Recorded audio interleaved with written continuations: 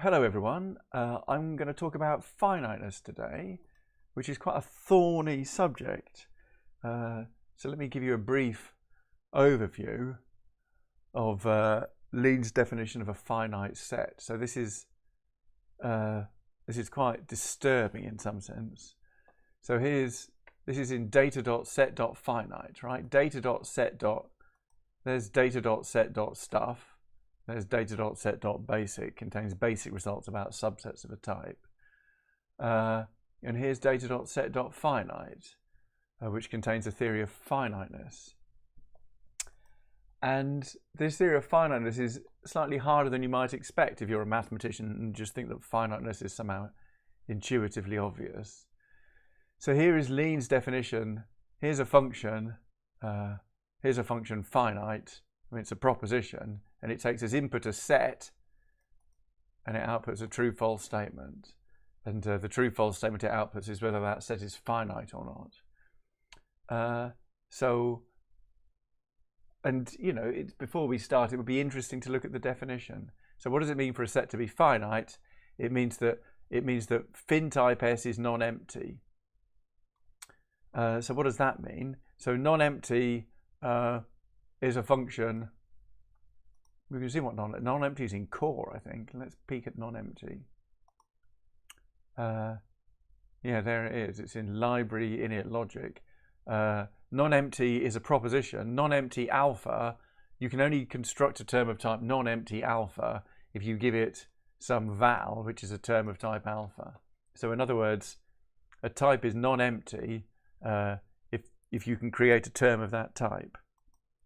So what does finite mean? Finite S means that something is non-empty, and you would imagine it would be S, right? But it's not, and in some sense that's the problem. I mean, well, in some sense this isn't the problem actually. The problem is somehow upstream. Non-empty fin type S. So what does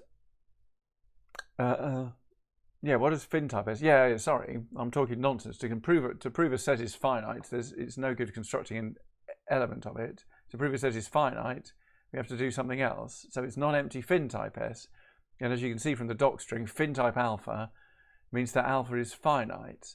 But let's go to fin type. So that's a bit strange because you would have thought finite S meant that S was finite. So what's going on here? Fin type S also means that S is finite, but this is, you can see that the type of fin type, somehow this is S is a term, but it's been promoted to a type here. Fin type is a function on types. But what's somehow annoying is that fin type takes a type in and gives a type out. And this is the problem. Fin type doesn't give out a prop. So let's go to the definition of fin type. So fin type is constructive finiteness. Fin type alpha, this is a statement about types now. Fin type alpha means that alpha is finite. So if alpha is a type, like the real numbers, or the natural numbers which are at most 5, then fin type alpha means that alpha is finite, but it's not a true-false statement. There's evidence for it, you see, there's data. So how do you make a term of type fin type alpha? So firstly, you have to make a term of type fin set alpha, which is a finite subset of alpha, and then you have to prove it's complete. You have to prove that every term of type alpha is in your finite set. And so what's this fin set? This is now the type of finite subsets of alpha. And what's a finite subset of alpha? We can see here a finite subset of alpha is a multi-set of elements of alpha plus a proof that there are no duplicates in that multi-set. And what's a multi-set of elements of alpha? A multi-set of elements of alpha is just a list of elements of alpha modulo the equivalence relation given by some setoid. And the setoid is that 2 lists are equivalent if and only if one is a permutation of the other one. So you can see that somehow there's a big pile of definitions all on top of each other, which sounds like it might be a problem, but actually that's not a problem at all. If you make interfaces in Lean well, then it doesn't matter what actual definitions are. You can use these things whether or not you know how exactly they're defined. So that's not really, it's sort of interesting that it's so complicated. But somehow the problem really is that fin type, this type here, fin type is a type that's somehow great for computability, it's computable finiteness. You know, it's really carrying round. It's really, you know, that this proof that this type is finite is really carrying round. You see, it's not a proof. This is the problem. The type of fin type alpha is a type rather than a set. You can see it there. Fin type takes in a type and spits out a type. And this type contains data. For example, it contains the list of all the elements of alpha. And fin type's great if you want to do, you know, explicit computational things. If you have a finite type and you need to know how many elements are in it and need to know what's in it, and you know, need computable arguments to make everything work. But mathematicians who are just interested in reasoning, they are somehow more interested in abstract assertions that things are finite. So we don't have this with fin type. This presents a difficulty, and the reason it's difficult. So you know, the reason fin type is difficult is that sometimes you end up with two proofs of fin type alpha. I mean, they're not proofs, right? This is the problem, right? Proofs are the same in lean, i.e. two different, so non-definitionally equal, so two different terms of type fin type alpha. And this is a problem in lean because I've got one proof that alpha is finite and another proof that alpha is finite, but they're different proofs because they're not proofs. You see, they contain data, and then when you do a rewrite, this can be problematic because the rewrite can fail for obscure reasons. So an example that came up for me the other day, the example that happened to me the other day, I had bot subgroup G. So I had G fin type there and fin type G. So G was a finite thing. G was a finite type, and also it was a group. Group G. So this was great. Let G be a finite group. I was working on Sulov's theorems. Let G be a finite group, and I had H. I had a subgroup G, H subgroup G, and it was bot, the smallest subgroup of G, and I knew, because you see H is a subgroup of a finite group, so H is certainly finite. So H is certainly finite. This bot here is lattice notation. The subgroups of G form a lattice, and bot just means the smallest element of the lattice, i.e. the trivial group. So i.e. the trivial subgroup. There, and I needed to know. I needed to know that the size of H was 1. There, and this was in the library. This is called fin type. No, this is called something like card bot, right? That's just the kind of thing. Just the kind of thing it would be called. It would be called card bot. The statement, you know, card bot would be the card of bot was 1. There, and when I tried to rewrite with it, to rewrite card bot, the rewrite failed.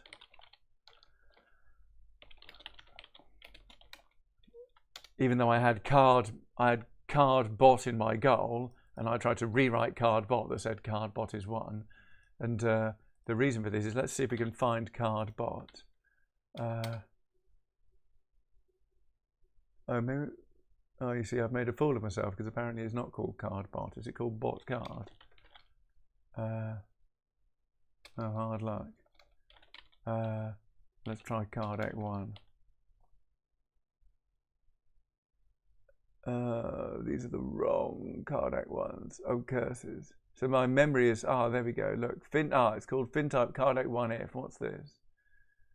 Because it was actually in this file where it all happened. In fact, I should just look at where the problem was. The problem with Sulov's first theorem says that given a group G of size p to the n times h, there's subgroups of order p to the m for all m smaller than n. That's Sulov's first theorem, and it's down here somewhere. There. Oh, card trivial. This was the problem here. There it is.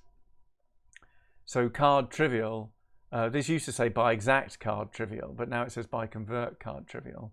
Because card trivial, let's go to card trivial. Card trivial says that the size of the smallest subgroup of G is 1. So it wasn't card bot, it was card trivial. The size of the smallest subgroup of alpha is 1.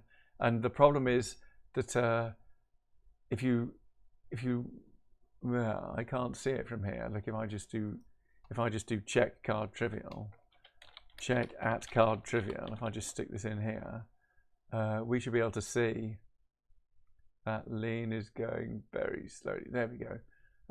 We should see that card trivial says that says for every group the size of bot is 1, but it doesn't say where we're getting this card. It doesn't say where we're proving this is fintype.card. So we have to prove that this trivial subgroup is finite. And Lean had come up with a different proof to me. My proof was that it was finite because it was a subgroup of a finite group, so it was finite. And Lean's proof, it was finite because it turns out that, of course, whatever group alpha is, the trivial subgroup of alpha is always finite. So there was a special extra instance in there saying that whatever group you have, the trivial subgroup is always finite. So this was a different proof that this group was finite. So when I went to rewrite, the rewrite failed because somehow it was using the wrong proof of finiteness. So this is one. So this was card trivial. There. Because Lean had the wrong notion, the wrong proof. It's not a proof. That's the problem of finiteness in its type class system. There, you see, there's two proofs that the trivial subgroup. This is the point. Two proofs that the trivial subgroup of a group is finite. And the first is that the trivial subgroup of every group is finite. And the second is that is there any subgroup of a finite group is finite? There, and those two proofs, you see, that this is the point. Neither of them are proofs, you see, and they're not proofs because fintype is not a prop. So this causes problems. This causes problems with rewrites. This causes problems with kind of adding things up because just generally, so mathematicians have problems. So in summary, then, so I talked a lot to the experts about this. So when do mathematicians get problems? Right, that's the question. When do mathematicians get problems? So it turns out when they're working with finite stuff, and use definitions, which depend on non-prop versions of finiteness, e.g. fintype. So it's not necessarily fintype itself, but the definitions are problematic, e.g. fintype.card. There. Fintype.card is a great example. Let's have a look at it.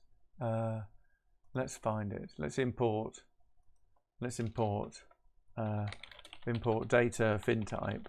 Now let's check. Oh, it's not called that anymore. What's it called? Fintype basic. Let's fintype.card. Let's see if fintype.card is there. Let's go to the, yeah, here we go.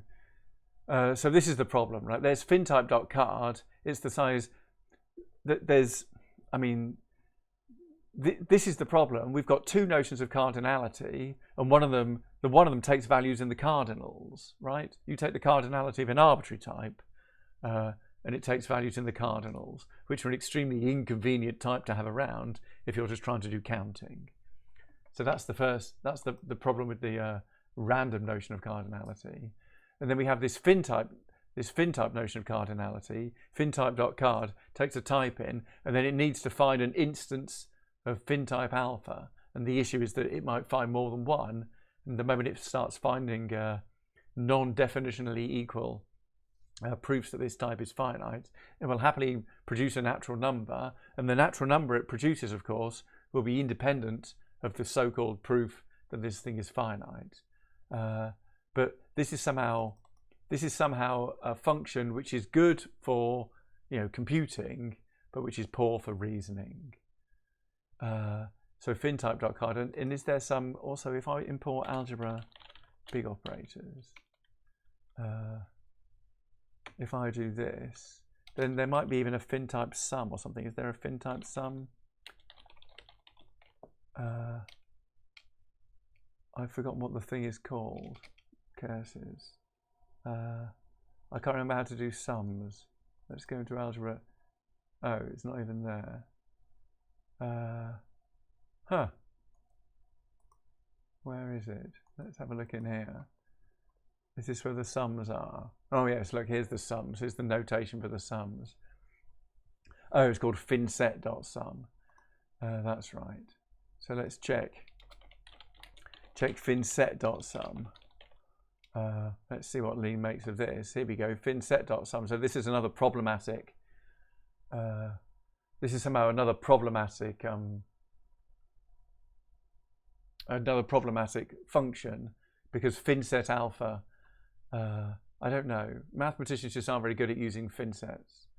Yeah. So sum and card are somehow the problems. And so what I'm going to do today is I'm going to propose another definition. So we're currently in MathLib, and I propose that we make a new branch. So let's make a new branch called, I don't know, let's call it FinCard or something. There. And now let's make a new, and now let's go into data. Is this data? This is data. Fin2, there we go. Let's make FinCard.lean. They can call it something else if they want. So we're going to do non-computable finiteness. So suitable for reasoning. This is the idea. I'm a mathematician, so I want to prove things. And computable finiteness is great for actually computing, but I would rather have. Oh, let me switch. Oof. There we go. Let me switch my speakers off. But I want non-computable finiteness because I want to reason. So we could start with finite sums. Could start with. Well, I'll tell you what. Let's start with a version of univ there. So let's do some imports. What do we need to import? I don't know. Data.set.finite. That would be a good thing. Algebra.big operators. That was another. Can you import algebra.big operators nowadays? Yes, you can. And so now, so this has some notion of. Oh, let me check fin. Have we got a finset.univ there? So finset.univ, there's a thing. So finset. This is a. You see, this is an example. So this is a problematic example. So let's copy this here. Let's do check at finset.univ, and let's copy this here. There. This definition is problematic.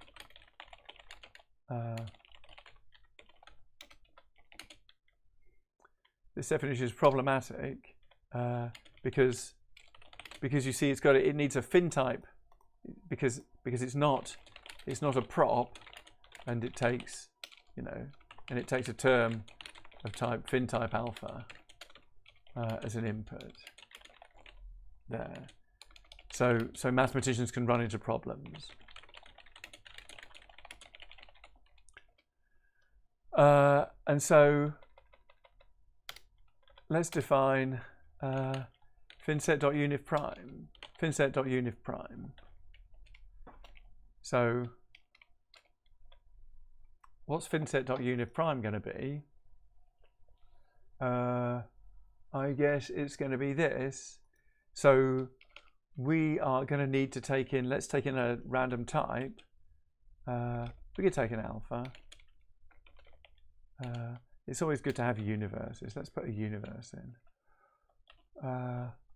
Universe U there. Let's define finset.unif primed, and we'll take alpha, a random type that could be finite or could be not finite. This is the point, and this will give me just the same as finset.unif. It will give me a finite subset of alpha, and we need to use, if we need to use any concept. Oh, so the idea is, let me tell you what the definition. So finset.univ, univ alpha is the finite set, or is the finset univ, which, well, is corresponding to all of alpha. You see, this is what we want, corresponding to all of alpha if alpha is finite, and the empty set otherwise.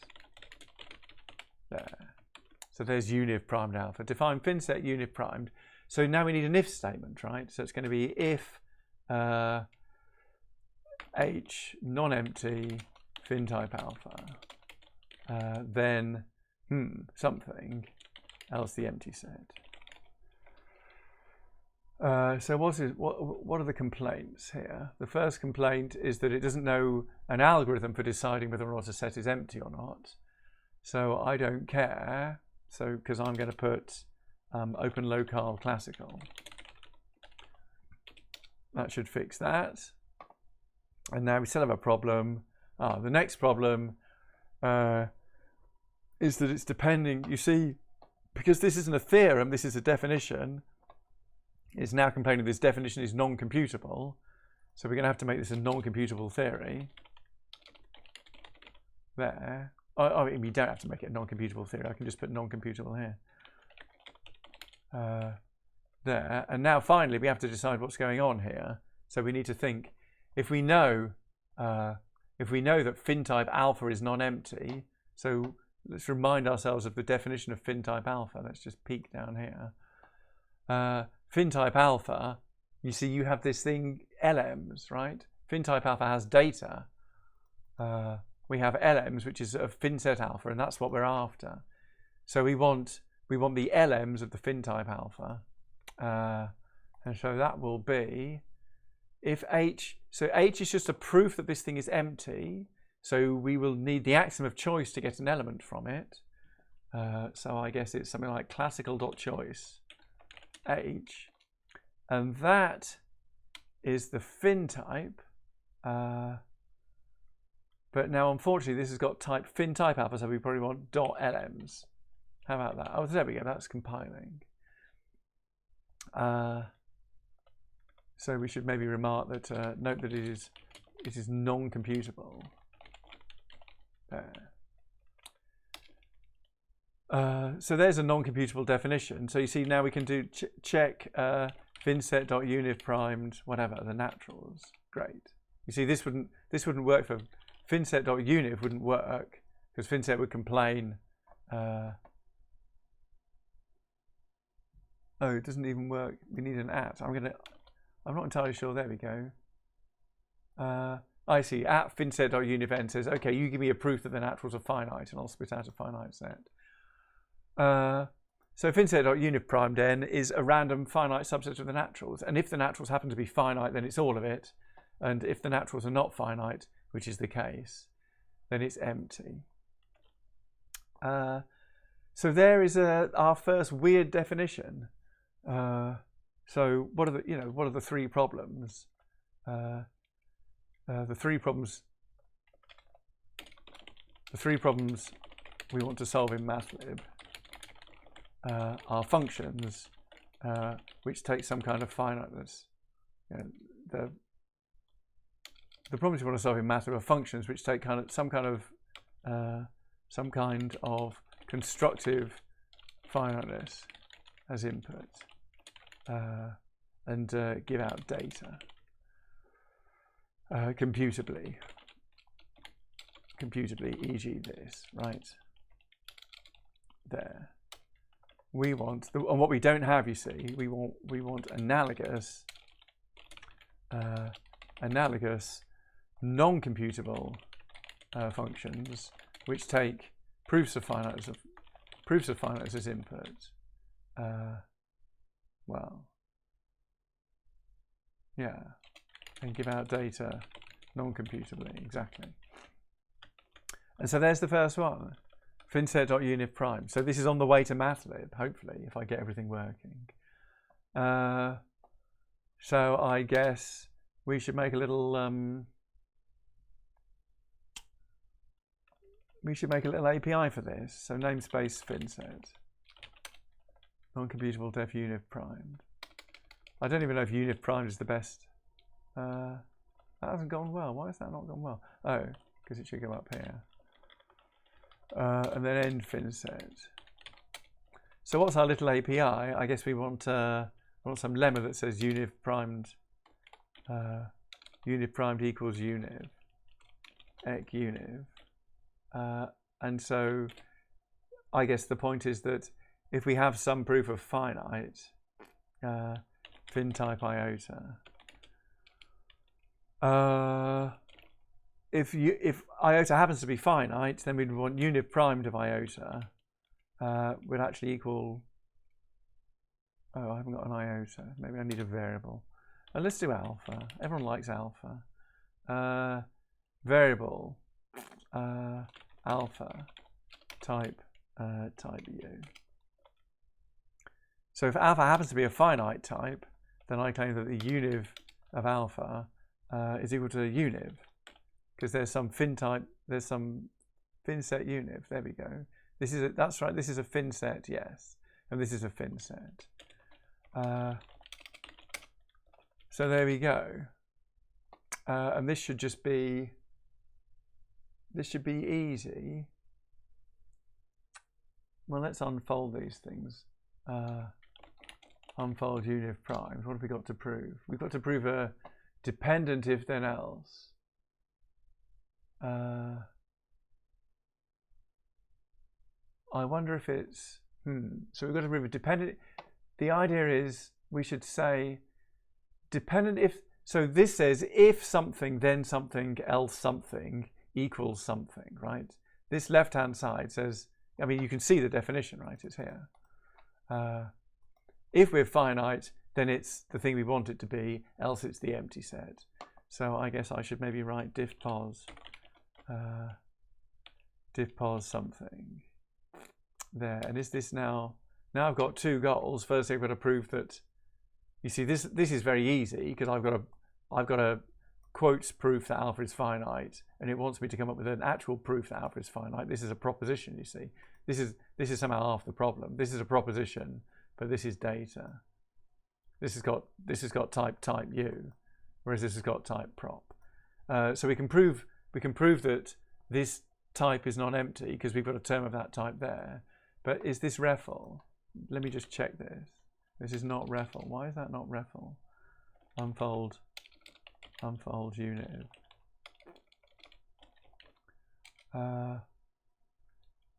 You see, this is exactly the problem. So we've got two instances of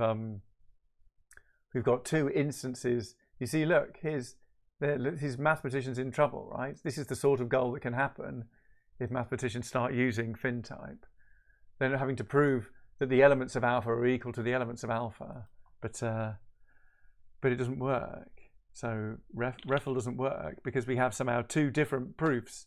We have the lists are in two different orders or something, or they're equal but they're not equal by definition. So this should be sub singleton. Yeah, I don't know. I probably Congra will do it or something. Yeah, Congra's done it.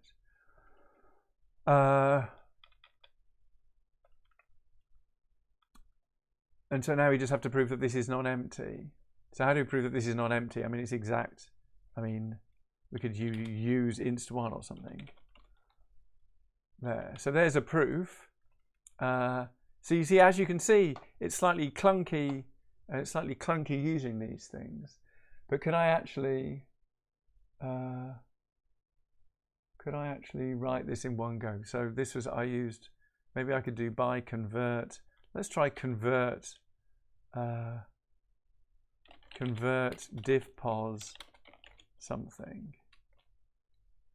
You see, this looks good, doesn't it? And now I have to prove non-empty fin type. Why don't I give this a label? Convert diff pos. Can I use pointers? Does that work? I can't use pointers. What am I trying to prove? I'm trying to prove non-empty fin type. I don't know, non-empty.intro h or something. Let's try this. There we go. So there's a one-line proof, and because it's one line, I could probably do this. Let's get rid of that. So there we go. You see, Mathlib likes proofs which are one line long. And I suppose while we're here, lemma would say univ prime dec empty. I'm not entirely sure that people will actually need this. And this would say, I suppose it would say not non-empty. Is this really what I want to do? So I've got H is a proof of not non-empty fin type alpha. And that would imply that univ primed alpha is the empty set. I'm not entirely sure I'm going to use this. And this is probably diff neg H or something, isn't it? Is that the full proof? Yes. So there you go. So univ primed. Univ primed is finset.univ. Univ primed alpha is finset.univ if alpha is a fin type. There. I'm not sure that this one deserves any documentation.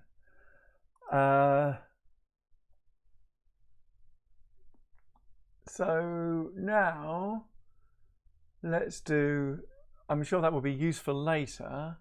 Maybe the next thing I want to do is finite sums. So let's do def fin sum. And now what would this be? So now, I need some monoid or something. Let's have some variables. Let's be type polymorphic. Let's have a variable v. Universe is u and v. Let's have, how am I going to define fin sum? So let's have variables. So maybe that's, is that the end of, maybe that's the end of end fin set. So let's do finite sums, non-computable finite sums. And so now I want to sum things, and I guess the normal place to sum things is some adcom monoid. So let's have some type, and let's make it an adcom monoid. Adcom monoid M. And now let's define fin sum, and I guess, how would this work? Let's define, I've got F from alpha to M, and there's never heard of alpha because I did that there. Let's have alpha type U, M type V. So I'm going to now sum. You see, this is the idea. I've got a map from a random type to an adcom monoid, and I want to. You see what we had before. Have I still got those things? It was in algebra big operators. Let me go back to show you what we had before. In algebra big operators, here we have finset.sum. We have finset.sum SF, as we can see the notation. So here S is a fin set, you see. And so we can sum over a finite set, and of course that converges because everything is finite. I mean, there's no topology on this monoid.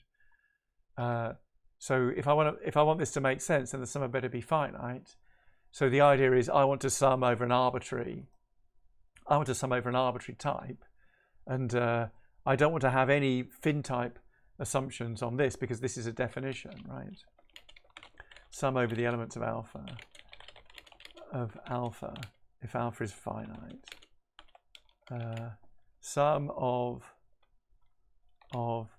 f of x as x ranges over the elements of alpha if alpha is finite, 0 otherwise, right? There. And this will no doubt end up being non-computable as well. So the sum of this thing will be a term of type M, and it will be if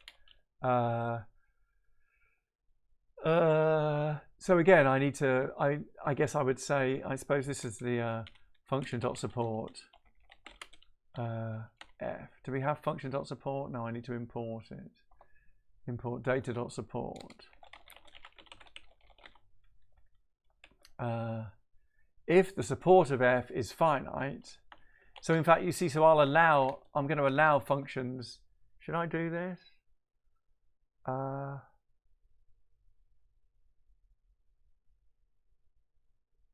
don't really know whether this is the right thing to do.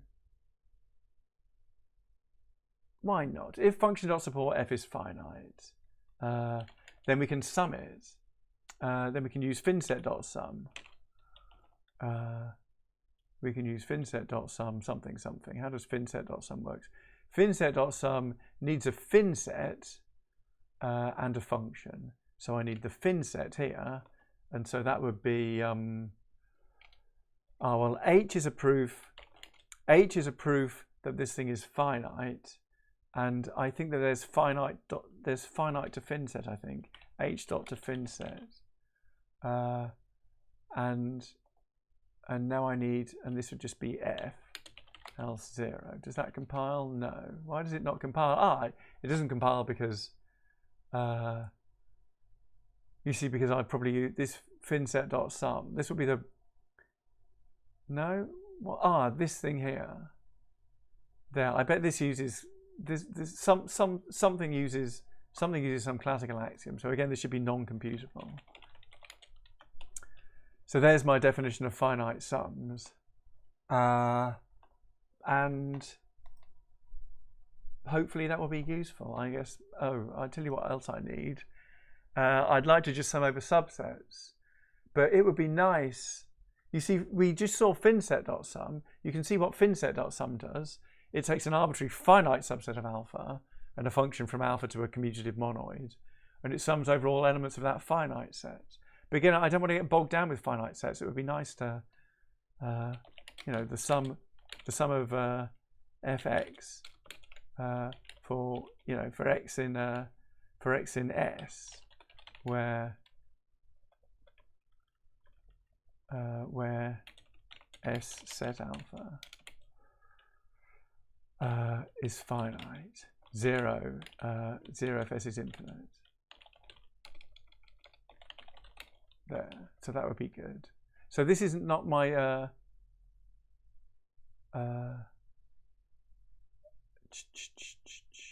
the support of f. I should say that the support of f if it's finite, and 0 otherwise. Bingo. So how are we going to do that? I guess that's called.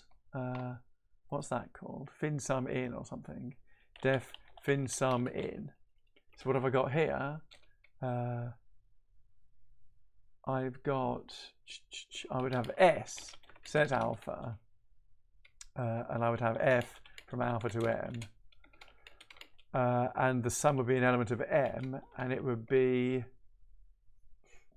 I suppose I could just use. I could use fin sum, right?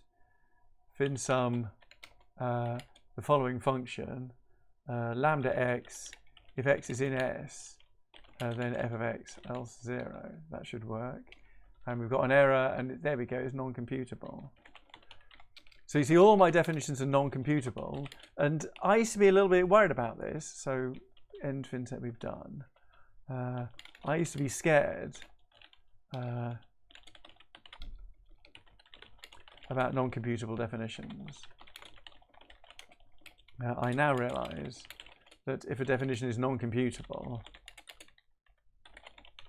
I can't eval it, right? This is the issue. I can't do an eval. So maybe I could even try. Yeah, I mean, maybe I could try eval fintype.card. Is that a thing? Fintype.card fin3. You see, this works. Fin3 is a term. Fin3 is the type of natural numbers which are less than 3.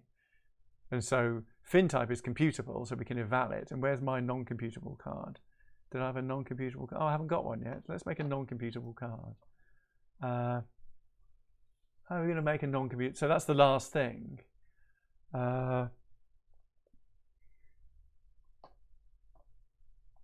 Okay, let's finish my last one. Let's do fincard. Fincard alpha is the size of alpha. Fincard alpha, which is a natural number, is the size of alpha if it's finite, and 0 otherwise. So let's go def fincard. So again, alpha type U. So this is another thing, right? Non-computable finite cardinality of a type.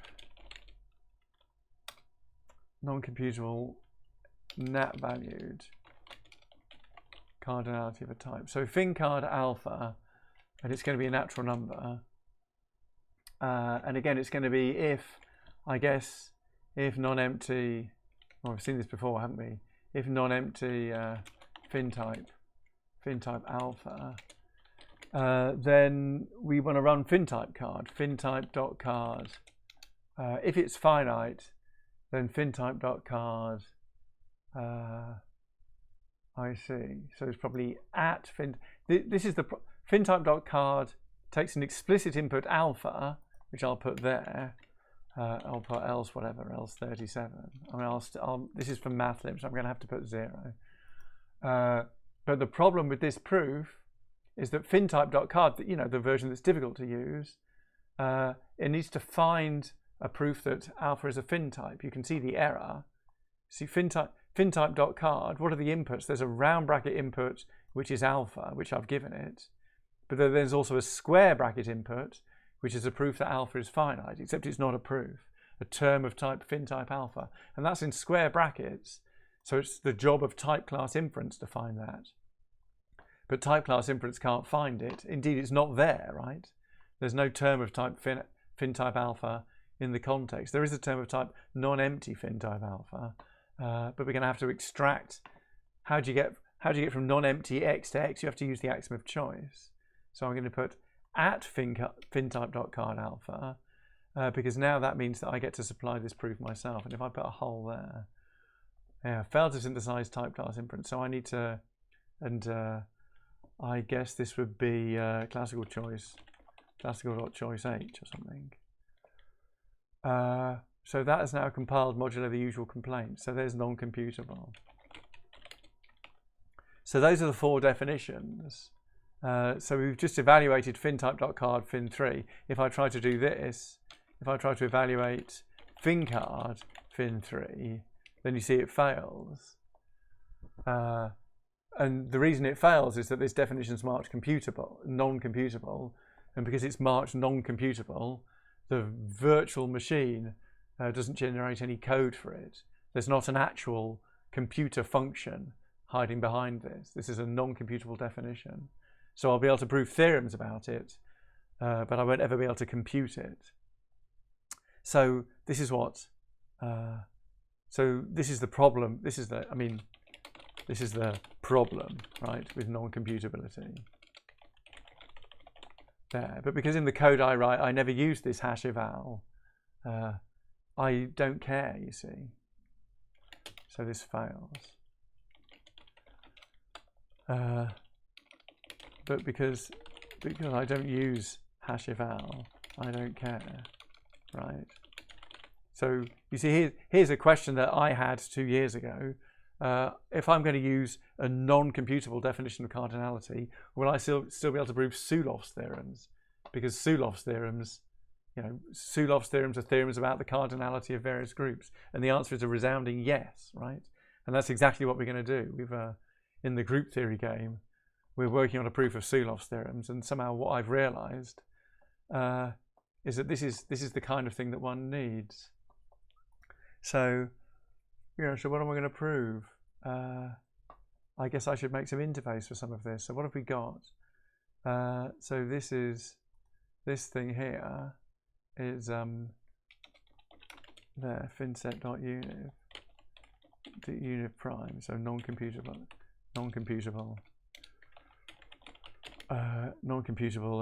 univ.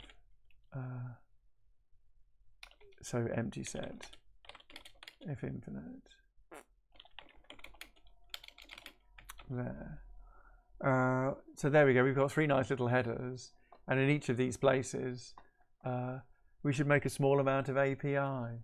So let's, for example, I don't know, what do you want to do? What have we got? 10 minutes left. I'll just make some basic API. Let's see if I can make some nice API. So this is going in Mathlib, so all the proofs have to be 1 line long, right? So fincard. So lemma. I don't know. Fincard. Finset card. So let's have variables. Let's have a section. There. End fincard. Lemma fincard finset card. So so now I can have a variable. Variable alpha type u. Do I want it to be explicit? Oh, it doesn't like that. What's wrong with that? Oh, it's already been. Oh, rotten luck. Did I? Oh, there they are. Non-computable finite sums. So section fin sum. Let's put that in a. There. Let's end that section there. There we go. So now we've got 3 little sections, and so now that's working. Fincard finset card. What would that say? That would say. Actually, I probably don't want alpha to explicit there, do I? Let's do this. Fincard finset card. It would say that fincard alpha would equal finset.card.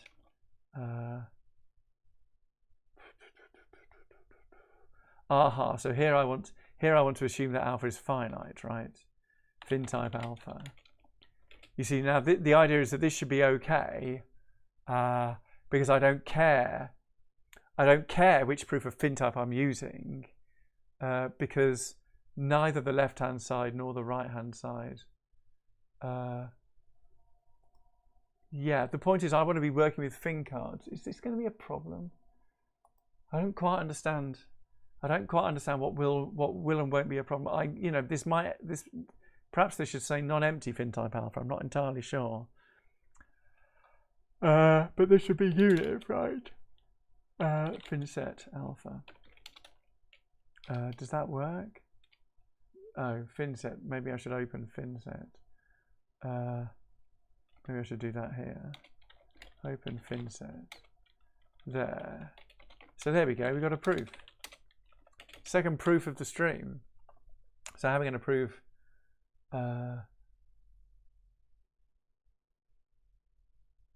I see. So maybe we should prove fin type fin card type first. Fin type, sorry. Maybe what about fin card card? Like there. Let's do fin type fintype.card alpha. How about that? That seems to be the best place to start. There we go. Let's see if we can prove that. And that should be true by, so the idea is under the assumption, I'm nervous about this. Should I be nervous because it depends on the, no, I don't think I should be nervous. Let's not worry. So this should be, what's the proof of this? This should be rewrite if divpos. Oh, really? Unfold fin card. You see now this is an if. This is an if then else. And the idea about divpos, what does divpos do? Divpos says if C then TLZ, well if C happens to be true, then it equals T. That's what divpos says. So the idea is you're given a proof of C, and so if you have a proof of C, then if C then TLZ, then pretty clearly it's going to be C.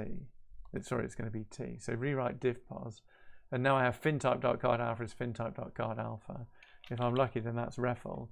Of course, it's not REFL, so I'll do congra primed because we've seen that working before.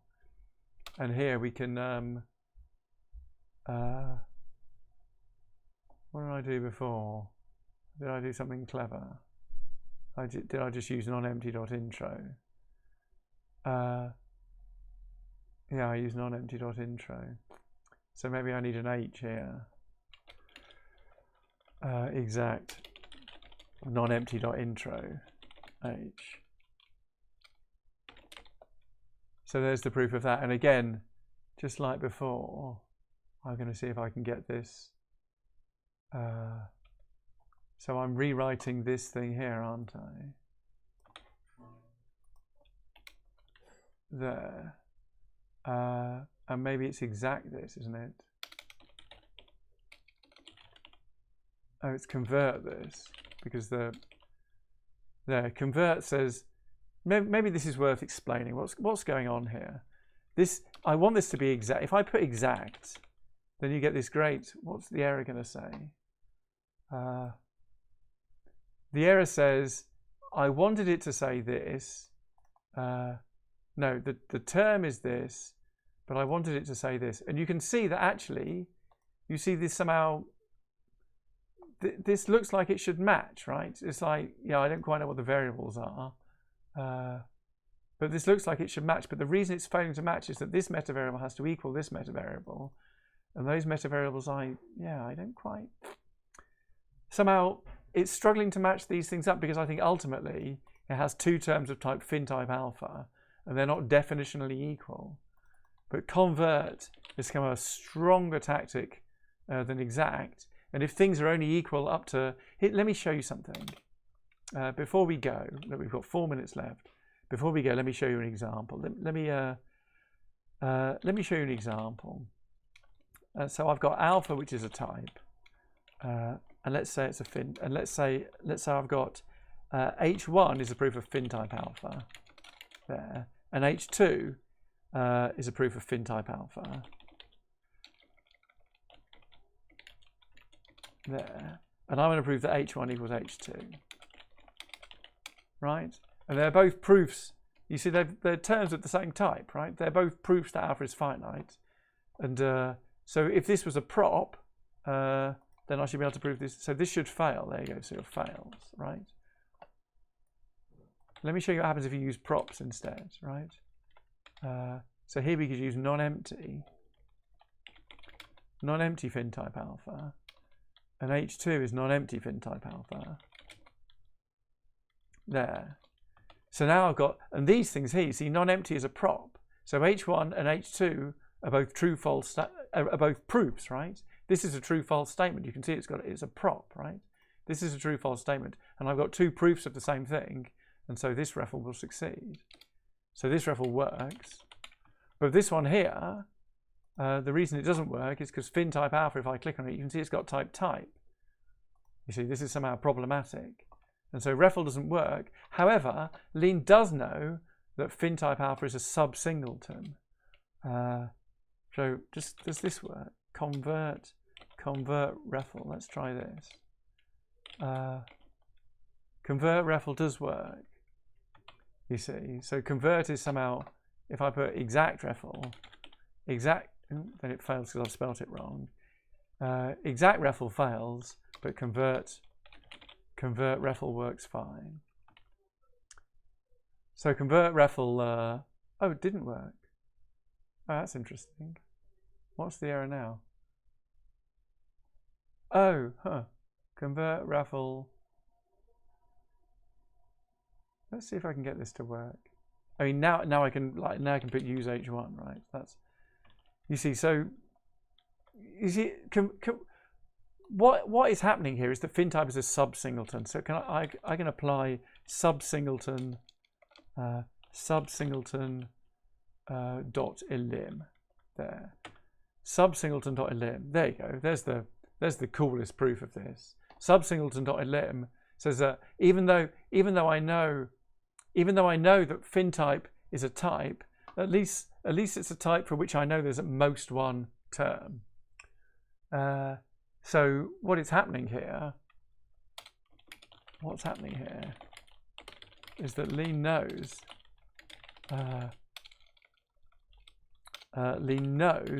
that fintype alpha is a so-called sub singleton there, which means that it's a theorem that there's at most one term of type fintype alpha. You see, and that's why this goal is provable. Let's go and have a look at sub singleton. You see, here's inductive sub singleton. You can prove that a type is a sub singleton if, given any two terms of this type, you can come up with a proof that they're equal. You see, if you can prove that they're equal, then it's a sub singleton. But the issue is that